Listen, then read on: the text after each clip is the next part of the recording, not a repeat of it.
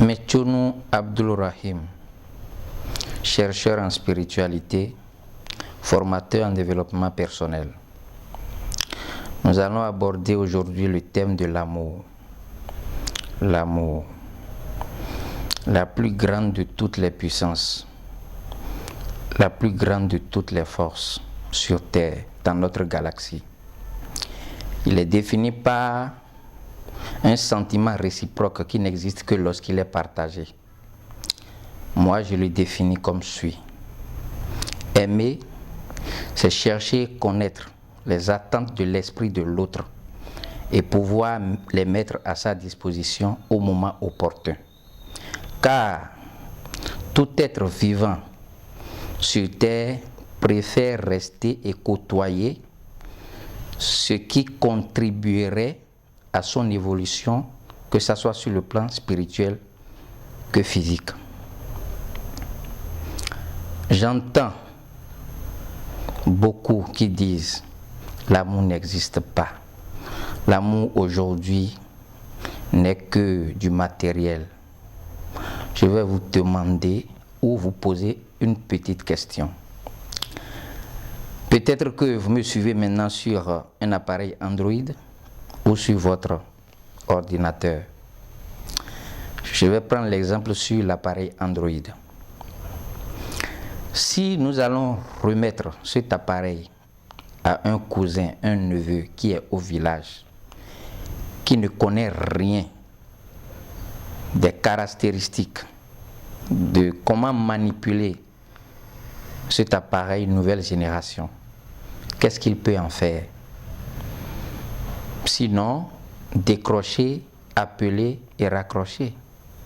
Par contre, vous autres, vous savez que vous pouvez naviguer avec, aller sur telle ou telle application, vous connecter, aller sur YouTube et faire beaucoup d'autres choses. Qu'est-ce que je veux démontrer par là? Lorsqu'on ne maîtrise pas les caractéristiques, les principes et lois qui régissent quelque chose, on ne peut jamais bénéficier, jouir des bienfaits de la chose. Il y a beaucoup aujourd'hui qui ignorent, qui ne savent pas ce qu'est l'amour. Tout simplement parce qu'ils ignorent les lois et principes qui régissent l'amour. Aimer, comme je l'ai dit au départ, chercher et connaître les attentes de l'esprit de l'autre. Pour connaître les attentes de l'esprit de l'autre, il faut d'abord connaître les siens. Il faut se connaître d'abord. D'où je dis que tout dans ce monde est comme une construction. Il faut forcément une fondation avant l'élévation. La fondation pour moi, c'est la connaissance de soi. Lorsque vous connaissez la nature innée des opérations de votre esprit, vos forces et vos faiblesses, vous allez pouvoir mener une vie aisée. Et si vous arrivez à évoluer et vous cherchez maintenant à connaître les attentes de l'esprit de votre partenaire, vous êtes parti. Qu'est-ce qui guide le corps, qui n'est qu'une veste que nous portons? C'est l'esprit. Nous passons aujourd'hui tout notre temps à servir le corps, à chercher à connaître les attentes de l'esprit du corps.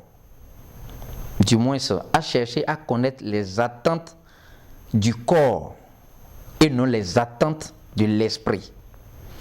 Si vous arrivez à connaître les attentes de l'esprit de quelqu'un, puisqu'il est guidé par l'esprit, en aucun cas son esprit ne peut se détourner de vous. Et si son esprit ne peut se détourner de vous, comment est-ce que lui-même pourra-t-il se détourner de vous? Ce n'est pas possible. Il ne pourra pas. Cette théorie a été substituée par beaucoup d'autres choses. Je préfère ne pas nommer, mais tôt ou tard, on finit toujours par se rendre compte que ce n'est qu'éphémère. Éphémère parce que du moment où vous n'arrivez pas à sidérer l'esprit, ça ne peut pas donner un bon résultat. Pour revenir sur le thème de l'amour, lorsque vous voulez aimer quelqu'un ou lorsque vous aimez quelqu'un,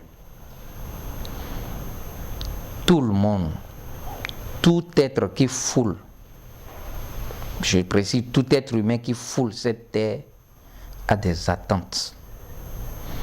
Et ces attentes sont divers. Mais lorsque vous arrivez à identifier ceux ou celles de son esprit par la connaissance de qui il est. Parce que j'ai dit, si vous voulez connaître l'autre, vous devez d'abord vous connaître. Lorsque vous vous connaissez et vous décidez maintenant de connaître la nature innée des opérations de l'autre, vous allez pouvoir connaître ses attentes. Et au moment opportun, les mettre à sa disposition. Vous allez voir la personne sous le coup de n'importe quel, que ce soit la colère ou je ne sais quoi, finira tôt ou tard par revenir vers vous. Tout simplement parce que son esprit est convaincu, a la certitude que ses attentes, ce à quoi il aspire, se trouve avec vous. Le piège, il faut que je souligne ça, c'est qu'il ne faut jamais chercher à connaître la nature innée des opérations de l'autre dans l'intention de le nuire. Toute médaille a son revers. Je dis ça pour attirer l'attention de ceux-là qui ne comprendront pas cela.